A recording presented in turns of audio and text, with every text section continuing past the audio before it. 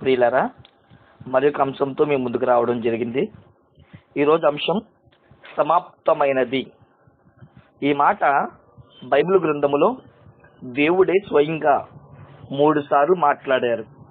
ఒకటి, తండ్రి అయిన దేవుడు సృష్టి ఆరంభములో ఆది కాండము 2వ అధ్యాయం 1వ వచనములో ఇదిగో భూమిని రుజింపచేసి సమాప్తమైనది అనే మాటను పలికారు. ప్రియులారా, రెండోది, ప్రభు అయిన యేసుక్రీస్తు ప్రభువారు ఆయన శిలువ యాగములో సమాప్తమైనది అనే మాటను మనం చూస్తున్నాం యోహాను సువార్త 19:30లో. అయితే ప్రకటన గ్రంథము 21వ అధ్యాయం 6వ వచనంలో భూమి మీద తాను పని ముగింపబడిన పరిశుద్ధాత్మ దేవుడు యేసుక్రీస్తు వచ్చి రెండవ రాకడికి ఎత్తబడిన తరువాత పలుకుతున్న మాట, 3.5 సంవత్సరముల శ్రమ తరువాత, అంటే వేయబడిన 3.5 సంవత్సరాలు శ్రమలు పడిన వారికి సమాప్తమైనదని చెప్పి భూమిని నాశనము చేసేటప్పుడు ఆయన సమాప్తమైనదని మాటను పలుకుతున్నట్లుగా కనబడుతున్నాడు. అయితే ఈ సమాప్తమైన మాట చాలా మందికి శ్రమ కాలాలలో యేసుక్రీస్తు శిలువ ధ్యాన కాలంలో ఉపయోగపడతాయనే ఉద్దేశంతో, మరి యేసుక్రీస్తు ప్రభువారు ఏ విషయంలో సమాప్తము అని ఆయన పలికిన క్రొత్త నిబంధనలో మన ప్రభు అయిన యేసుక్రీస్తు శిలువలో పలికిన మాటల్లో దేవుడు నాకు ఇచ్చిన జ్ఞానముతో 3 విషయాలు సమాప్తమైనవని నేను ఉద్దేశిస్తున్నాను. మొదటిగా, దుఃఖము సమాప్తమైనది. యెషయా గ్రంథము 60వ అధ్యాయము 20వ వచనము. యెషయా గ్రంథము 60వ అధ్యాయము 20వ వచనము. మీ దుఃఖదములు సమాప్తమైనని ప్రభు అయిన యేసుక్రీస్తు పలుకుతున్నారు.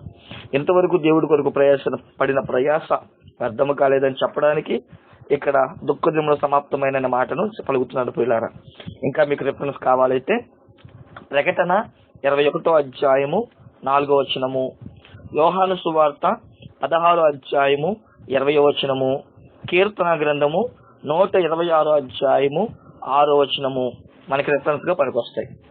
రెండవది, యోహాను సువార్త 19వ అధ్యాయం 28వ వచనములో రక్షణ సమాప్తమైనది అంటే యేసుక్రీస్తు వారు పలుకుతున్న 6వ మాట సమాప్తమైనది దేనికంటే, అయ్యా ఎటువంటి పాపినైనా తాగుమోతు తిరుగుమోతు ఇంక ఎలాంటి అసలు చెప్పడానికి కూడా పనికిరాని ఒక్క నీచమైన కార్యాలు చేసి ఎటువంటి వాడికైనా యేసు దగ్గర రక్షణ ఉంది, ఆయన శిలువ దగ్గర రక్షణ ఉంది, ఆయన రక్తంలో రక్షణ ఉంది అని చెప్పడానికి ఇక్కడ మనం ప్రస్తావించవచ్చు. దీనికి ఉదాహరణగా కావాలైతే మత్తయి సువార్త 27వ అధ్యాయము 50 నుంచి 53వ వచనం వరకు మీకు ఉదాహరణగా పనికొస్తే ప్రియులారా, ఎటువంటి పాపికైనా రక్షణ ఉందని చెప్పడానికి ఈ ఉదాహరణ ఈ 2వ శతమాలు సరిపోతుంది. 2వ పాయింట్. మూడోది, ప్రకటన గ్రంథము 10వ అధ్యాయము 7వ వచనం. ప్రకటన 10:7. ఇది ఏంటి సమాప్తమైనదంటే పరలోక మర్మములు సమాప్తమైనవి. ఇది మీకు కొంచెం వివరంగా 2 నిమిషాలు చెప్పనమండి ప్రియులారా. పరలోక రాజ్యం గురించి ఒకప్పుడు మనకి ఏమీ తెలియదు. పాత నిబంధనలో పరలోక రాజ్యం అసలు ఏమున్నాయి, పరలోక రాజ్య యొక్క మర్మాలు మనకి తెలియవు. కానీ ఎప్పుడైతే యేసుక్రీస్తు ప్రభువారు మన కొరకు రక్తము చిందించి సిలువలో చనిపోయాడో, పాత ఆ యొక్క మనకి ఒకప్పుడు ప్రత్యక్షపు గుడారం ఎలాగైతే మరుగు చేయబడి అడ్డతెరగా ఉందో అది ఎలాగ 2గా చీలుకుపోయిందో, పరలోక రాజ్యం కూడా ఏమైపోయిందంటే బట్టబయలైపోయింది ప్రియులారా. ఇక నుంచి మన పత్రికలో చూసుకుంటే పరలోక రాజ్యానికి దారులు దేవుడు చెప్పేస్తున్నాడు. పరలోక రాజ్యానికి కావాలంటే ఒకప్పుడు తిరుగుబోతులు వెళ్ళలేదని మనకు తెలియదు. కానీ ఈ రోజు ఎవరు వెళ్ళరో, ఎవరు జీవవృక్షములకు హక్కు గలవారై అని ప్రకటన 22:7 ప్రకారం జీవవృక్షములకు హక్కు గలవారి ఆ గుమ్మములు కూడా ప్రవేశించి వారు పరలోక రాజ్యానికి వారసులు అవుతారని ఎలాగైతే బట్టబయలు చేస్తాడు దేవుడు, అలాగే ప్రియులారా ఈ మొదటిగా దుఃఖం సమాప్తం చేశాడు, రెండవదిగా రక్షణ సమాప్తం చేశాడు, మూడోది పరలోక మర్మాన్ని బట్టబయలు చేశాడు అంటే సమాప్తం చేశాడు. ఇక ఎవరైనా సరే పరలోక రాజ్యానికి చేరాలా, ఇదిగో ఈ నియమాలు ఉన్నాయి. పరిశుద్ధంగా జీవించు, దేవునికి నమ్మకంగా బతుకు, ఇవి ఎలా ఉండాలి అలా ఉండాలి. ఇంకా మీకు కావాలంటే రోమీలకు రాసిన పత్రిక అంటే రోమా పత్రిక 16వ అధ్యాయము 25 నుంచి 27 వచనాలు కూడా మీకు ఎందుకు ఉపయోగపడతాయి.